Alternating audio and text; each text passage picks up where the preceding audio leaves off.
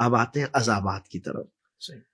ظاہر سی بات ہے عقل بھی اس بات کو تسلیم کرتی ہے کہ جس کو رب تبارک و تعالیٰ آسمان سے کھانے اتار رہا ہو، بادل کا ٹکڑا سایہ کرتا ہو، نہ کپڑے دھولنے کی فکر ہے، کچھ بھی کام نہ ہو، اتنے انعامات میں جس کو رکھا گیا ہو، پھر اگر وہ اللہ کی نافرمانی کرے تو پھر عقل بھی یہ کہتی ہے کہ ایسے آدمی کی پکڑ ہونی چاہیے. ایسے بندوں کے اوپر تو پھر سزا ہے. چونکہ پوری دنیا کا قانون یہ ہے، فطرت بھی ہے کہ ہم آپ کو سہولیات دے رہے ہیں، لیکن آپ ہمارے خلاف جائیں گے تو پھر ہم آپ کی پکڑ کریں گے. بالکل صحیح. پھر بھی رب تبارک و تعالیٰ بہت مہلت دیتا ہے، بہت مہلت. اب پھر عذابات کا دور جو شروع ہوا، نوح علیہ السلام کی قوم پر عذاب آیا تھا. اسی طرح سے آپ کے بعد ایک قوم ایسی آئی حضرت ہود علیہ السلام کی. جی. قرآن پاک میں ان کا بھی ذکر ہے. یہ ہود علیہ السلام کی قوم بڑی طاقتور تھی، بہت طاقتور تھی، اور یہ کسی بات سے خوف نہیں کرتے تھے. اچھا. ہاں، تو اللہ تبارک و تعالیٰ کے نبی ہود علیہ السلام ان کو ڈراتے رہے کہ دیکھیے غرور اور تکبر بھی ایک بہت بڑی نافرمانی ہے. بت پرستی، شرک، یہ سب تو گناہ عظیم ہے. غرور اور تکبر کرنا کہ مجھے کوئی چیز نقصان نہیں پہنچاتی، یہ اپنے آپ میں بہت بڑا گناہ ہے. یہود علیہ السلام کی قوم. پھر جب اللہ تبارک و تعالیٰ کا عذاب آیا تو کیسے آیا؟ مسلسل 8 دن اور 7 راتیں تیز ہوا چلتی رہی. اتنی تیز ہوا چلی کہ ان میں سے ایک بندہ بھی باقی نہیں رہا، سب کے سب مر گئے. ہود علیہ السلام کی قوم پر یہ عذاب تھا، غرور اور تکبر کی بنیاد پر. اچھا، شعیب علیہ السلام کی قوم، اس قوم کا عجب معاملہ تھا کہ یہ ناپ تول میں کمی کرتے تھے. قرآن پاک میں اس کا بھی ذکر ہے، وَلَا تَنْقُصُوا الْمِكْيَالَ وَالْمِيزَانَ. اللہ نے فرمایا کہ ناپ تول میں کمی ہرگز مت کیا کرو. وَلَا تَبْخَسُوا النَّاسَ أَشْيَاءَهُمْ. چیزوں کو جو ہے گھٹا کر کے لوگوں کو رکھنا اللہ تبارک و تعالیٰ کی بارگاہ میں سخت نافرمانی ہے. آج کے دور میں بھی ایسا نہیں کہ صرف شعیب علیہ السلام کی قوم میں تھا. ناپ تول میں کمی کرنے کی وجہ سے اس قوم کو جب شعیب علیہ السلام ڈراتے رہے اللہ کے حکم سے، تو وہ قوم کیا کہتی تھی؟ کیا ہوگا ہمارے ساتھ؟ آپ کا عذاب، آپ کا آنے والا عذاب بھی ہمارا کچھ نہیں کر سکتا تھا. ان کے ذہن میں بات یہ تھی کہ تاریخ میں 2-3 قسم کے عذاب آئے تھے، یعنی حضرت نوح علیہ السلام کے سیلاب کا عذاب، اور حضرت ہود علیہ السلام کے ہواؤں کا عذاب، اور پھر حضرت لوط علیہ السلام کی قوم جو بدکاری میں مبتلا تھی ان پر پتھروں کا عذاب. اللہ اکبر. نوکیلے پتھر برسائے گئے تھے جس سے ان کے بھیجے پھٹ گئے، نکل گئے، اور وہ ہلاک ہو گئی. پھر اس زمین کو اٹھا کر کے پلٹ دیا گیا تھا. تو یہ 3 عذابات ان کے ذہن میں تھے. تو وہ کیا کرتے تھے؟ شعیب علیہ السلام کی قوم کے لوگ پورے پہاڑ تراش کر کے ان میں گھر بنا چکے تھے. اب وہ کہتے کہ سیلاب کا پانی بھی یہاں نہیں آئے گا، ہواؤں سے کوئی پہاڑ اڑ کے نہیں جائے گا، اور پتھر برسیں گے بھی تو پہاڑ پر کچھ اثر نہیں کریں گے. یعنی اپنے زوم میں انہوں نے پوری تیاری کی ہوئی تھی کہ اس عذاب کا کچھ نہیں ہوگا. لیکن رب تبارک و تعالیٰ کے حکمت کے فیصلے وہاں تک کون پہنچ سکتا ہے؟ اب قرآن پاک میں ذکر ہے ان تینوں عذابات کے برخلاف ایک ایسا عذاب بھیجا، اللہ تعالیٰ نے ایک ہی فرشتے کو اتارا، جس میں روایات میں آیا حضرت جبرائیل علیہ السلام.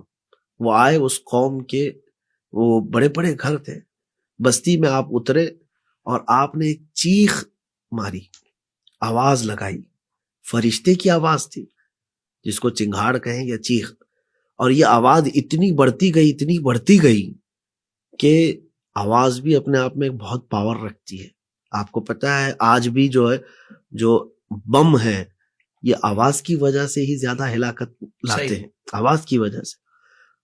تو جبرائیل علیہ السلام کی آواز اتنی تیز ہو گئی، اتنی تیز ہو گئی کہ یہ جتنے اپنے پہاڑوں کے بنے ہوئے گھر تھے اس میں اپنے کانوں میں انگلیاں ڈالتے رہے، آواز سے بچ نہیں پائے، جس کے بعد ان کے کانوں سے بھیجا نکل گیا. اللہ. اور دوسری صبح دیکھا گیا تو سب کے سب اوندھے منہ گر کر کے مرے ہوئے تھے. اللہ کے عذاب اس کو کون ٹال سکتا ہے؟ جب رب تبارک و تعالیٰ کی پکڑ آ جائے تو پھر کوئی نہیں بچا سکتا. تو یہ مختلف، اچھا یہ تو 3 سے 4 عذابات کا میں نے ذکر کیا. جی. موسیٰ علیہ السلام کی قوم پر جتنے انعامات ہوئے ہیں نا، اتنے قسم کے عذابات بھی آئے. من و سلوا اتارا گیا، چھاؤں دی گئی ہے، یہ سارے انعامات تو تھے ہی، لیکن عذابات کا ذکر ہے۔ فَأَرْسَلْنَا عَلَيْهِمُ الطُّوفَانَ وَالْجَرَادَ وَالْقُمَّلَ وَالضَّفَادِعَ وَالدَّمَ آیَاتٍ مُفَصَّلَاتٍ۔ رب تبارک و تعالیٰ فرماتا ہے اس قوم پر طوفان کا عذاب بھی آیا، اور جراد یعنی ٹڈیوں کا عذاب آیا تھا۔ اتنی ٹڈیاں، یعنی وہ جو چھوٹے چھوٹے سے پرندے ٹائپ ہوتے ہیں، اتنے زیادہ کہ نہ وہ بیٹھ پاتے نہ اٹھ پاتے، ان کے بستروں میں، ان کے گھروں میں، ان کے برتنوں پہ، ان کی پتیلیوں میں، ہر جگہ پر۔ جب کسی چیز کی کثرت ہو جائے اور اس میں بندہ کچھ نہ کر پائے، عذاب تھا۔ وہ جاتے موسیٰ علیہ السلام کے پاس، روتے گڑ گڑاتے، آپ کی دعاؤں سے عذاب ٹل گیا۔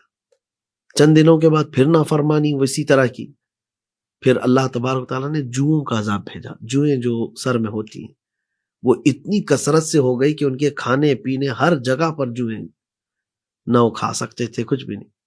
پھر انہوں نے توبہ کی، اللہ نے وہ عذاب ٹال دیا۔ پھر مینڈکوں کا عذاب آیا، مینڈک بھر گئے پورے علاقے میں، پھر توبہ کیا، اس عذاب کو بھی اللہ نے ٹال دیا۔ اور اس کے بعد خون کا عذاب بھی آیا کہ یہ جہاں برتن رکھیں، پانی بھر کر رکھیں، خون بن جائے۔ اچھا، اور ایک بات، جو ایمان والے بندے تھے ان پر یہ عذابات نہیں تھے۔ یہ رب تبارک و تعالیٰ کی مشیت ہے کہ وہ جس سے چاہے عذاب کو روک لے۔ سبحان اللہ۔ تو ایمان والے بندے وہ ان عذابات میں نہیں مبتلا تھے۔ تو ہوتا کیا تھا کہ یہ فرعونی، یہ جو بنی اسرائیل کے نافرمان تھے، بھوکے پیاسے کہ کچھ بھی کھانا چاہیں تو خون بن جا رہا ہے، کھا بھی نہیں سکتے، پی بھی نہیں سکتے۔ تو ایمان والوں کے پاس جاتے اور کہتے تم اپنے ہاتھوں سے کھلاؤ، کہ تمہارے کھانے میں تو خون نہیں ہوتا۔ تو وہ کوئی بندہ اگر کھلاتا اور اس کے منہ میں جاتا تو پھر خون بن جاتا، اللہ اکبر، نافرمان کے۔ تو رب تعالیٰ کی پکڑ سے کہاں کہاں بچ سکتے ہیں۔ ہائے ہائے۔ تو یہ عذابات قوم موسیٰ علیہ السلام پر آئے، حضرت موسیٰ علیہ السلام کی قوم پر یہ سخت عذابات آئے۔ بلکہ اور بھی ان کے عذابات کا ذکر ہے۔ جب بچڑے کی پوجا کی تھی ان لوگوں نے، تو رب تبارک و تعالیٰ نے ان کو قتل کا حکم فرمایا، اور پھر ایک جگہ پر ان کو بندر بنا دیے گئے تھے۔ موسیٰ علیہ السلام کی قوم تھی، آدھے اس میں سے بندر بنا دیے گئے تھے، شکلیں بندر کی ہو گئی تھی۔ لیکن ساتھ میں یہ بھی میں وضاحت کر دوں کہ آج کے بندر ان کی نسل سے نہیں ہے۔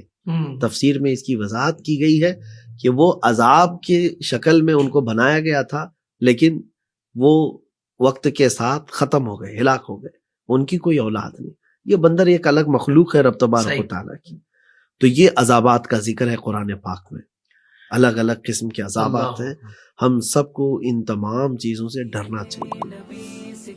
زندگی کے تمام شعبوں میں دینی رہنمائی حاصل کرنے اور آخرت کو بہتر کرنے کے لیے ہمارے YouTube channel Islamic digital studio کو سبسکرائب کر لیں اور بیل آئیکن بھی پریس کر لیں۔